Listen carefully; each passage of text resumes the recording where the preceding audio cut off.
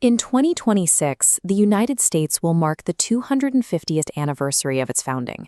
But instead of a celebration, the nation is hitting a precipice. The system is buckling under extreme political gridlock, and we are watching a steady, undeniable slide toward autocracy. A major symptom of this gridlock is what political strategists call the celebrity conundrum.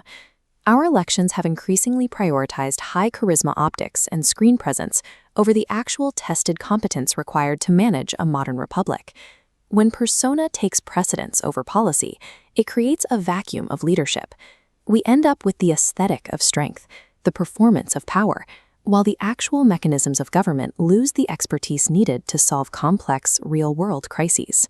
But this modern spectacle isn't an isolated failure of our current leaders. It is the visible symptom of structural flaws that have been present in the American blueprint since the very beginning. In his book, Burn Down the System, author Edwin Thompson argues that the original American promise of freedom and equality was a paradox. The system was structurally limited from its inception, initially reserving those rights specifically for white, land-owning men. This architectural cross-section diagram shows the specific faults in that original foundation. It identifies three distinct historical betrayals engineered into the system, beginning with the systematic withholding of rights from women, minorities, and the poor. Below that lies the violent dispossession of indigenous people. The 1830 Indian Removal Act and the resulting 4,000 deaths on the Trail of Tears established a grim structural precedent that certain groups could be treated as disposable for the sake of political power. The second major flaw was the codified institution of slavery. Through the Three-Fifths Compromise, the nation's early economic engine was deliberately built on stolen labor, creating a rift that the system never fully repaired. While those historical betrayals created the initial stress fractures, the final break occurred in 2010.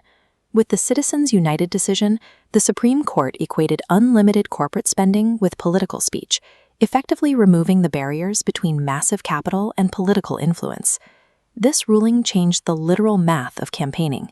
When winning requires access to billions in private capital, policy decisions naturally begin to align with the interests of the donors who provide it.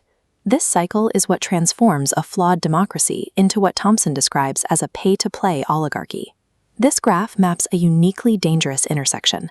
The empire clock shows systems facing severe instability at their 250-year mark, aligning in 2026 with a massive fiscal cliff. Vertically, the AI intelligence explosion brings technical abundance to solve global needs, yet we enforce artificial scarcity. According to this data, 2026 marks the start of a critical window.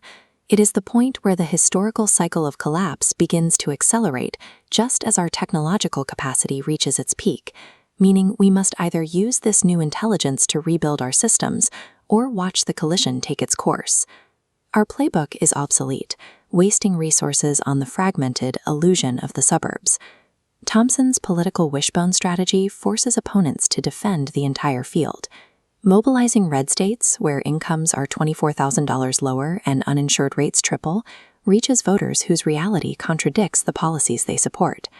The path to victory involves building diverse coalitions that ignore the spectacle and focus exclusively on living costs, expanding reliable jobs, and accessible healthcare. In this model, a candidate's persona is merely the vehicle used to deliver these policies, not a substitute for the policies themselves. But despite the provocative title of his book, Thompson argues that we cannot simply let the system fail. A total collapse would likely mirror the 1929 Depression or a civil conflict, causing more harm to the people already struggling. Instead, the goal is a structural retrofit. This diagram outlines the three policy pillars required to stabilize the foundation of the republic. The first two pillars prioritize integrity, securing elections through universal registration and nonpartisan redistricting, followed by strict, unyielding limits on corporate donations to dismantle the current pay-to-play system. The final pillar focuses on economic justice.